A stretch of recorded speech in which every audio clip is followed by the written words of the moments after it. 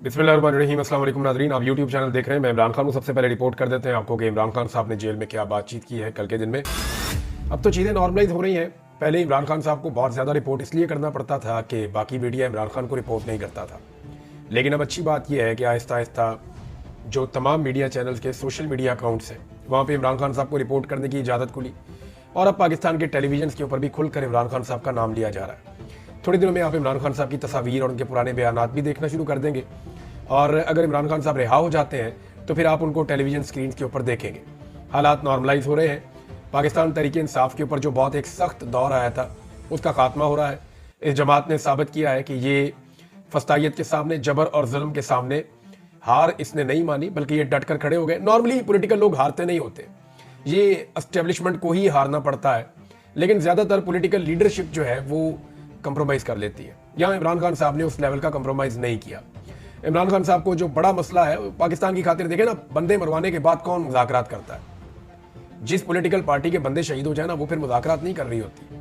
उसको तो मौका मिल जाता है कि वो हर लेवल के ऊपर दीवार के साथ लगा देती है हुकूमत को और इदारों को।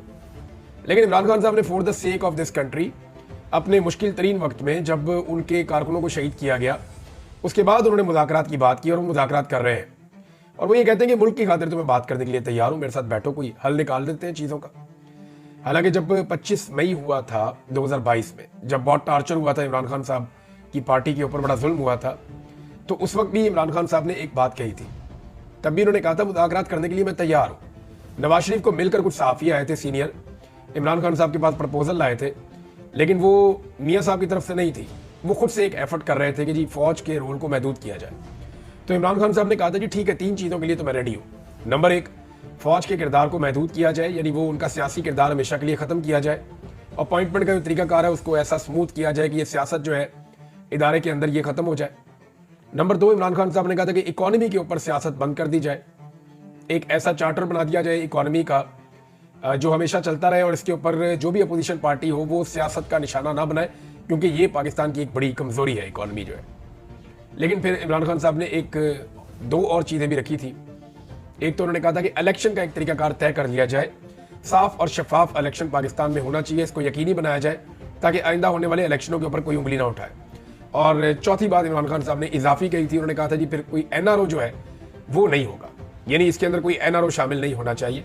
इन उसूली चीज़ों के ऊपर मैं बात करने को तैयार हूँ, लेकिन फिर ये ऑफर जो है वो जो हुकूमती जमातें हैं वो इसके ऊपर दे, तो मैं बतौर अपोजिशन लीडर मुझे कोई एतराज़ नहीं है। मैं आज अपोजिशन में हूँ, लेकिन कोई एतराज़ नहीं है, मैं इसके लिए काम करने के लिए तैयार हूँ। अब इमरान खान साहब ने जो अडियाला में मीडिया से बातचीत की उसमें उन्होंने कहा कि सबको नया साल मुबारक। 2025 हकीकी आज़ादी का साल है जिसमें घुटनों पर आए इस जाली और फस्ताई निज़ाम को शिकस्त हो जाएगी इंशाअल्लाह, साथ उन्होंने बोला। इस आमराना दौर में शख्सी आज़ादियों के खात्मे, बुनियादी कानूनी हुकूक की पामालियों और इदारों की तबाही ने मुल्क के ना सिर्फ समाजी और सियासी निज़ाम बल्कि कानूनी और माशी निज़ाम को भी दरम बरम कर दिया है। जिस भोंडे अंदाज में खालिद खुर्शीद को 34 साल कैद की सजा सुनाई गई, उससे साबित होता है कि मुल्क में रूल ऑफ लॉ का खात्मा हो चुका है और गैर एलानिया बदतरीन आमरीत का राज है। यानी इलेक्शन कमीशन ऑफ पाकिस्तान की तौहीन करने या उसको धमकी देने के ऊपर, किसी को धमकी के ऊपर कैसे 34 साल कैद की सजा हो सकती है? उम्र कैद भी 14 साल की होती है, या तो फांसी हो जाती है या उम्र कैद हो जाती है। उम्र कैद भी जो है वो 14 साल की होती है। यहाँ एक जज ने 34 साल की सजा सुना दी है, तो कैसे हम इस अदलिया को आज़ाद अदलिया कह सकते हैं? इमरान खान ने कहा कि वकला तहरीक से पहले भी हम फौज की सियासत में मुदाखलत के खिलाफ भरपूर तनकीद करते थे, लेकिन तब कोई एजेंसी अपने शहरियों को इस तरह नहीं उठाती थी और आईनी अदालत बनाकर पूरी अदालती निज़ाम को तबाह कर दिया गया है और काजी फायजीसा की बाकियात को अदालती निज़ाम का कब्जा दे दिया गया है ताकि काजी की रवायत बरकरार रखते हुए अदालती फैसले GHQ के ज़ेर असर करवाए जा सकें। मेरे खिलाफ पिछले साल भी 4 गैर कानूनी फैसले दिए गए थे। सोमवार को अलकादर केस का फैसला भी वैसा ही तवक्को कर रहा हूँ। यानी पीर को फैसला आना है इमरान खान साहब के खिलाफ, क्योंकि जेल का ये रिकॉर्ड है कि जेल में जितने भी फैसले आए वो इमरान खान साहब के खिलाफ ही आए। अब ये फैसला इमरान खान के हक में तो आ नहीं सकता, शवाहिद तो है नहीं, सबूत भी है नहीं, लेकिन जज ने जब जेल जाके ट्रायल करना है इमरान खान साहब का, तो उसने फिर तो सजा इमरान खान साहब को ही देनी है ना, क्योंकि निज़ाम इमरान खान साहब का दुश्मन है। लेकिन इस वक्त निज़ाम फंसा हुआ है कि इस आदमी को बाहर कैसे निकालना है, ये भी एक प्रॉब्लम है। और ये प्रॉब्लम का जो रीज़न है वो ये है कि जो बाइडन की सपोर्ट पीछे से हटती जा रही है। जो बाइडेन की सपोर्ट हटने का मतलब, जब मैं कहता हूं ना आपको कि जो बाइडेन की सपोर्ट हट रही है, इसका मतलब हरगिज ये नहीं है कि डोनाल्ड ट्रंप आएगा और आकर कहेगा इमरान खान को जेल से बाहर निकालो। ऐसा नहीं है। इस मुदाखलत के तो हमें खिलाफ होना चाहिए कि किसी को जेल में डालने के लिए या निकालने के लिए अमेरिकन का या दुनिया के किसी भी मुल्क का कोई रोल नहीं होना चाहिए। लेकिन इंसानी हकूक का मामला जो होता है वो किसी भी मुल्क का अंदरूनी मामला नहीं होता, वो एक बैनुल-अक़वामी मामला होता है। उसके अंदर कोई भी बात कर सकता है। जैसे आप दुनिया के किसी भी मुल्क में कोई भी जुल्म होता है तो उसके खिलाफ आप बात कर सकते हैं, ये आपका हक है, क्योंकि वो इंसानी हकूक का मामला है। अब जब जो बाइडेन पीछे से हट जाएंगे तो जो इंसानी हकूक की खिलाफ वर्जियां पाकिस्तान की हुकूमत ने और इस्टेब्लिशमेंट ने की हैं, उनके नतीजे में इनको बहुत लंबे चौड़े जवाब देने पड़ेंगे। इन्हें बताना पड़ेगा कि हमने ये ज्यादतियां क्यों की। देखिए, ये ज्यादतियां पाकिस्तान तहरीके इंसाफ के ऊपर जरा ज्यादा हुई हैं। इससे पहले ये ज्यादतियां PMLN के ऊपर भी होती रही, मुशर्रफ दौर में, ज़िया दौर के अंदर पीपल्स पार्टी के ऊपर भी होती रही हैं, और जमातें भी इस किस्म के अताब का निशाना बनाई है। बहुत कम जमातें हैं जिनके साथ इस तरह का जुल्म नहीं हुआ। वो हमेशा से कहीं ना कहीं एस्टेब्लिशमेंट के साथ अपना मार्जिन क्रिएट करके रखती है। एक दौर में MQM के साथ बहुत बुरा हुआ, लेकिन MQM के मुसल्ला विंग भी थे, वो हम सब जानते हैं, जैसे वो अपना निज़ाम चलाते थे। लेकिन वो बने भी कैसे थे ये भी हम जानते हैं, उनको बनाने वाले कौन थे ये भी हम जानते हैं। तो दूध की धुली हुई पाकिस्तान की एस्टेब्लिशमेंट नहीं है। अब कोई भी पाकिस्तान का मामला उठाते हैं, कहीं ना कहीं जड़ें जाकर यहाँ पे एस्टेब्लिशमेंट के साथ मिल जाती हैं। अब मामला ये है कि ट्रंप के आने से तो इमरान खान साहब ने बाहर नहीं आना, जो बाइडेन के जाने से जो इंसानी हकूक की खिलाफ वर्जियां पाकिस्तान ने की हैं, उनका जवाब मगरिब के सामने देना पड़ेगा। जवाब क्यों देना पड़ेगा? उसकी वजह यह है कि पाकिस्तान अपनी वाहिद जो मुनाफा बख्श ट्रेड है वो मगरबी ममालिक के साथ करता है। चाइना के साथ तो हम खसारे में फिलहाल करते हैं, या इंडिया के साथ भी आपकी ऐसी ट्रेड नहीं है। सेंट्रल एशिया में भी आपकी कोई इतनी अच्छी तजारत नहीं है। जो आपकी मुनाफा बख्श तजारत है वो आपकी यूरोप के साथ, अमेरिका के साथ है। उसमें आप पैसा और डॉलर्स कमाते हैं, पाउंड्स कमाते हैं, उसमें आप यूरोस कमाते हैं, तो उससे पाकिस्तान को पैसा मिलता है।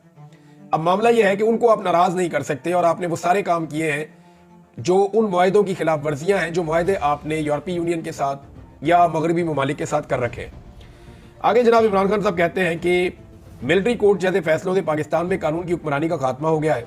जिस मुल्क में कानून की हुक्मरानी ना हो वहां कोई सरमायाकारी करने को तैयार नहीं होता। पाकिस्तान में अब भी ग्रोथ रेट 0 है।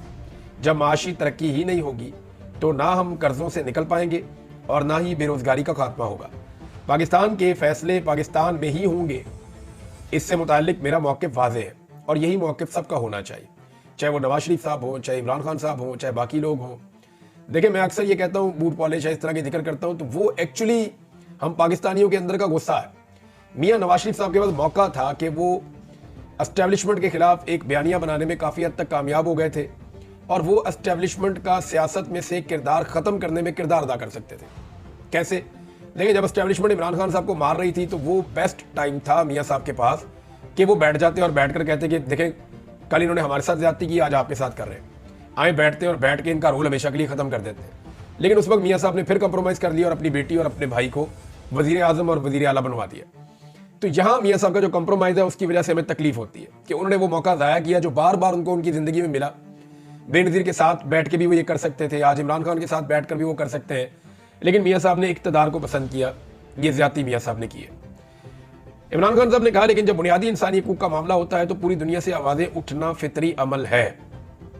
अक़वाम मुत्तहिदा जैसे इदारे इसीलिए हैं, दुनिया के तमाम ज़ी शऊर इंसान बुनियादी हकूक़ की पामाली के खिलाफ आवाज़ उठाते हैं।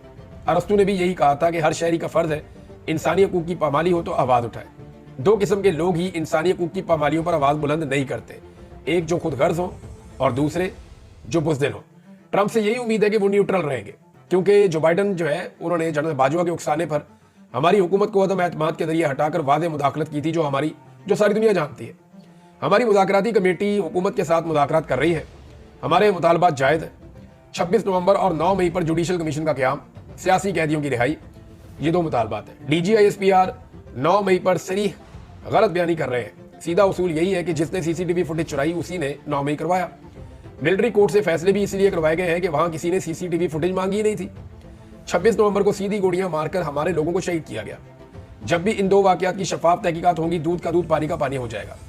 हमने हुकूमत को 31 जनवरी तक की डेडलाइन दी है।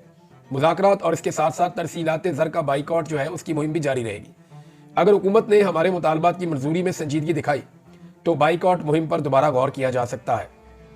मुझे बिलवास्ता तौर पर बनी गाला मुंतकिल करने की पेशकश की गई है। मेरा मौक़िफ़ वादे है कि पहले मेरे असीर कारकुनान जो कैद किए गए बेचारे और रहनुमाओं को छोड़ा जाए, इसके बाद मेरी बात होगी। अटक जेल में भी मुझे 3 साल तक बाहर भेजने की पेशकश की गई थी, लेकिन मेरा जीना, मेरा मरना पाकिस्तान है। मैं आखिरी सांस तक मुल्क की आज़ादी की जंग लड़ूंगा और अपनी कौम से भी यही उम्मीद करता हूँ। लेकिन इमरान खान सब कर लेंगे, बातचीत भी कर लेंगे, मामला हल कर लेंगे, for the sake of country सब लीडर्स को ये करना चाहिए। लेकिन एक चीज ऐसी है जो मैं आपको बता देता हूं जिसपे इमरान खान साहब कॉम्प्रोमाइज नहीं करेंगे। इमरान खान साहब अपने इमेज के ऊपर कॉम्प्रोमाइज नहीं करेंगे। पाकिस्तानी लोग इमरान खान साहब के इमेज के बारे में कुछ चीजें बड़ी वजाहत से जानते हैं। इसको पैसे दौलत का शौक नहीं है। यानी लोग ये कहते हैं कि इमरान खान को पैसा बनाने का वो नहीं है, अगर बनाना चाहते तो बहुत बना लेते। शोहरत अल्लाह ने उनको सब दुनिया से ज्यादा दी है, नाम बहुत ज्यादा दिया है, दौलत जितनी वो चाहते उनको मिल जाती। तो एक तो ये वो करप्ट नहीं है, पाकिस्तानी लोग ये अच्छी तरह जानते हैं। दूसरा, लोग अब ये बात अच्छी तरह जानते हैं कि इमरान खान बुज़दिल नहीं है, कमजोर आदमी नहीं है, कोई बहादुर आदमी है। तो इमरान खान साहब ये चाहते हैं कि उन्हें बहादुर आदमी की तरह याद रखा जाए। इसके ऊपर वो कंप्रोमाइज नहीं करेंगे। जैसे कोई डील हो गई, जाके घर में बैठ गए या खामोश रह गए। हाँ, मुल्क की खातिर बहुत सारी चीजों पर इमरान खान साहब के साथ बात हो सकती है, हालांकि उनके लोग शहीद हुए, लेकिन इसके बावजूद वो बात करने के लिए तैयार है। तो ये एक बड़ा अच्छा और पॉजिटिव साइन है। जिन बेचारे कैदियों को छोड़ा गया है, ये वो है जिनको 2-2 साल सजा हुई थी, 20-20 महीने, 19-19 महीने ये वैसे ही काट चुके हैं, जो 4-4 महीने इनके बाकी थे।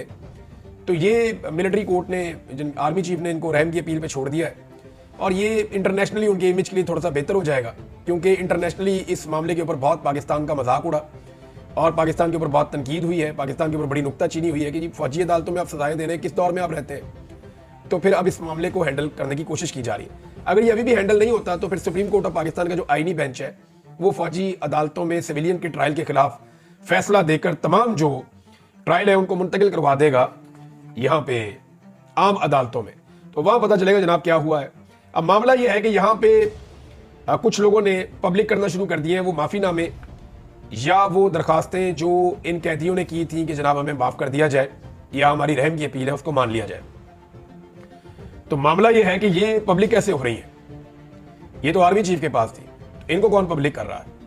इसकी बकायदा खबरें छुपाई जा रही हैं, लोगों को इनके स्क्रीनशॉट दिए जा रहे हैं कि आप लगाएं, सोशल मीडिया पे लग रहे हैं, अगर तो ये दुरुस्त है तो। यानी अभी तक फैसला पब्लिक नहीं हुआ, लेकिन रहम की अपील और उसके ऊपर आर्मी चीफ का रद्देअमल जो है वो पब्लिक हो रहा है। फैसले सामने आने चाहिए। फैसले जब सामने आएंगे तो कुछ वकला ये दावे कर रहे हैं कि उन फैसलों के अंदर ऐसी ऐसी गलतियां होंगी और ऐसे अजीबो गरीब फैसले होंगे कि पूरा मुल्क और पूरी दुनिया हंसेगी उनके ऊपर। लिहाजा वो फैसले अभी तक सामने नहीं आ रहे, लेकिन जो लोगों से लिखवाया गया, जो लोग इसका मजाक उड़ा रहे हैं ना कि इन्होंने पहले लिख कर दिया, अब ये बाहर आके तनकीद कर रहे हैं या बाहर आके फिर इमरान खान के नारे लगा रहे हैं या बाहर आके ये कह रहे हैं हमें गलत सजा दी गई, हमारे साथ जुल्म किया गया।